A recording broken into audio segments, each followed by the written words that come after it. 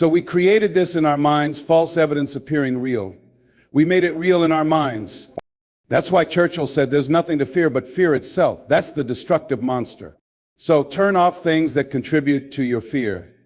Turn a deaf ear to people who can only talk about how negative things are because they've bought into the consciousness of the world. Start attending workshops, seminars, and listening to tapes on a daily basis to begin reconditioning your mind, retraining your thinking. Faith comes by what? Hearing and hearing and hearing. Listen to things that empower you, that enable you to create a new reality and a new life for yourself. You might appear to be strange to most people. You know, most people think you're strange if you're happy. Today, people say, "How you doing?" I say, "Better than good." And they go, "Hua, what's wrong with him?" Just go around smiling and watch people look at you like, "Is this a weird guy over here?" Because most people don't smile. Watch their faces in the morning. Here we go, another Monday morning. "How you doing?" "Haven't had my coffee yet. Don't ask me." These people haven't found their purpose in life. That's why they're grumpy. That's why they're miserable. That's why they're so negative. They're hurting and they want to hurt other people. So start practicing using programs for your mind, seminars, books, workshops. Keep a journal. Record your thoughts. Document what's happening with you every day. When you get up, have a journal near you. I use the Jack Boland journal so I can write down my ideas. I keep it by my bed so I can capture my thoughts. See, ladies and gentlemen, we get 3 to 4 thoughts a year that if we act on them can change our lives. But when you don't have a true appreciation and acceptance of who you are, and you allow yourself to be immobilized by fear, what happens in the process is that you begin to abuse yourself. You sabotage your life. You sabotage your dreams. You unconsciously work against yourself. You become your own worst enemy.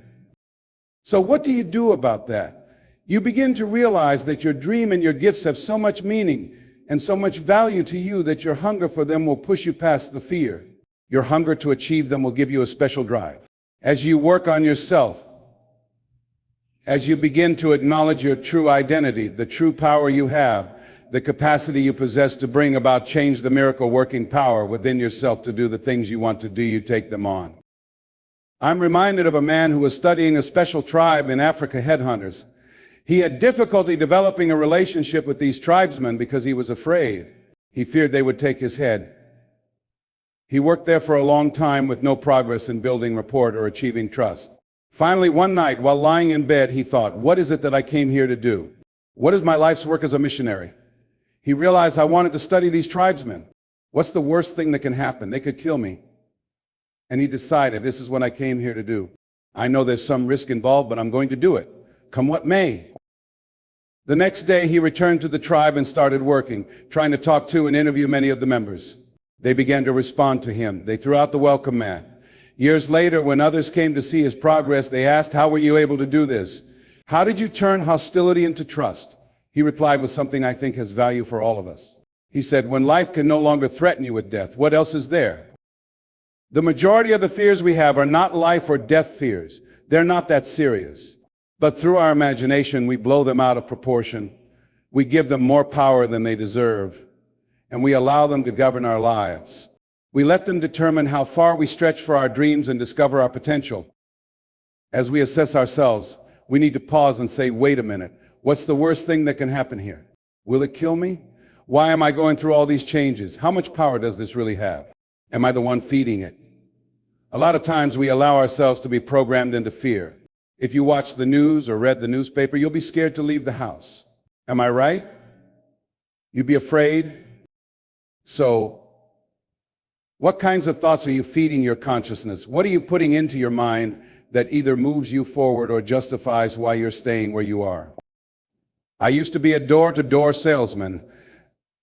I had a quota I had to meet every day to provide for my mother, who was ill and had lost her job at the MN cafeteria because of arthritis. I said, I'm going to do this. Sometimes I wouldn't come home until 1 a.m. knocking on doors. Would you like to buy a nice working TV? No money down? No, thank you very kindly. Do you know anyone else who might be interested? No, thank you. Knock, knock. Would you like to buy a TV? No. Get off my porch. Thank you very kindly.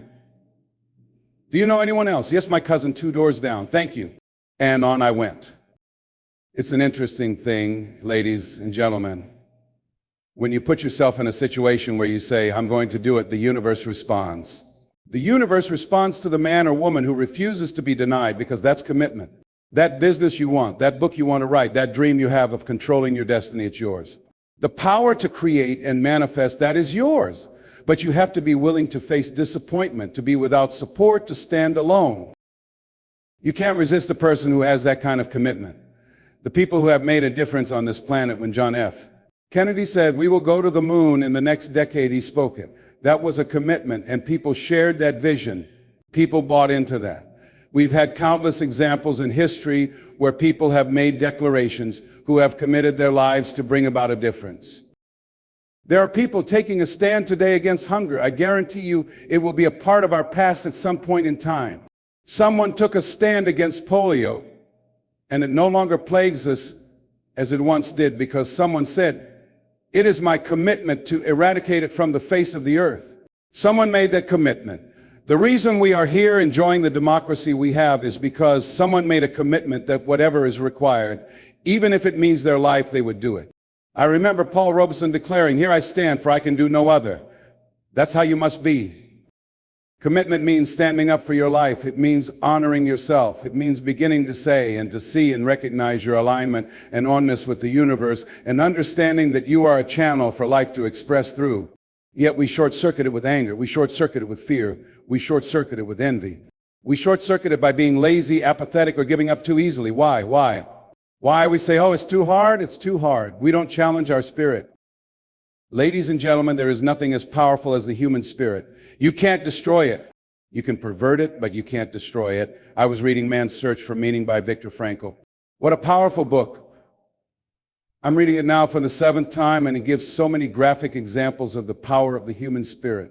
So what are some of the things that can fortify us and give us the kind of inner strength that will allow us to propel ourselves into the future by manifesting our commitments? Number one, commitment means in some cases going back to school, getting some training, sitting in class with people younger than you, and putting yourself in a position where you don't know. That is awkward and uncomfortable. But because of your commitment to develop yourself, to go back to school, to get a high school diploma or a college degree, it doesn't matter. Feeling dumb and thinking, "What am I doing here?" Sitting in some boring class. Commitment could mean a lot of things. It could mean that you begin to backtrack sometimes. It means to back up and not give up. To regroup, back up, and come back again because life has waylaid you because you got knocked down. I think it's very important that you start trusting yourself. Listen to yourself. Listen to that still small voice within. Don't try to make everything logical. There are some things about life that defy logic, things you just can't explain. Once you begin to trust yourself, your ideas and your instincts, life takes on a whole new meaning. Feel that you are being led. Just feel, "I am being led." I remember the worst speech I had ever given in my life. I let someone exploit a fear that I had held for years. I had a tremendous inferiority complex because I'm not college educated. This person knew this and said, "Let me write this speech for you. You're going to speak at Ohio State University. Those people are very educated, and they're going to notice when you make grammatical errors. They're going to know, based on the substance of your speech, that you're not literate. I care about you, and I don't want you to embarrass yourself." So this person proceeded to write a speech for me. I had a speech in my mind, but this person was stronger than I was negatively, than I was positive about my own thoughts. I gave my power away. With my permission, I allowed this person to guide me to do something that I really didn't want to do. I didn't feel enough inner strength and conviction about my skills as a speaker and the message I had to bring to stick by my guns. I got up there at the Ohio Union and I read the straight speech. I did not move. I did not take my eyes off the page because I'm not accustomed to reading speeches.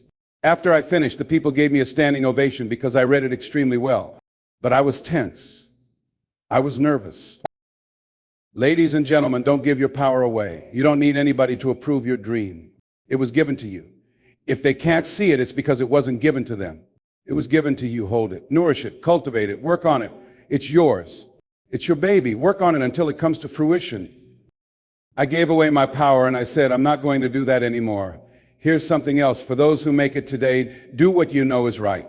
Treat people the way you want to be treated. Don't try to take any shortcuts. Don't try to cheat. Pay your dues up front. I believe, ladies and gentlemen, what goes around comes around. You can pay now or you will pay double later. So do the right thing. There might be a tendency sometimes because of the negative part of our consciousness and our own programming to say, well, I'll just do it this time. It won't matter. Nobody will know.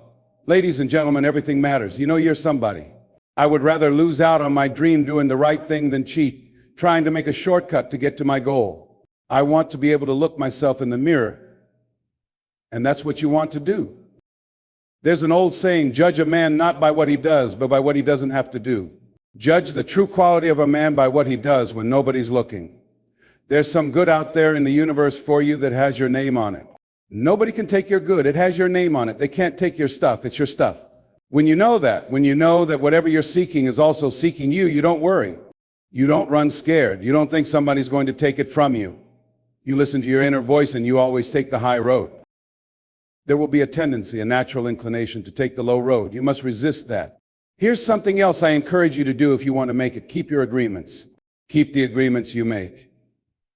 Establish a network of people in your life that you can count on, who will be there for you when you need them, and you be there for them. Here's the other thing. As you're working on your dream, a lot of people have been calling me saying, hey man, I read about you in Ebony. Boy, you're lucky. Ladies and gentlemen, let me tell you something. Here's something else, 3 P's to have in your life while working on your dream and doing your life's work. You must be patient, persistent, and positive no matter what.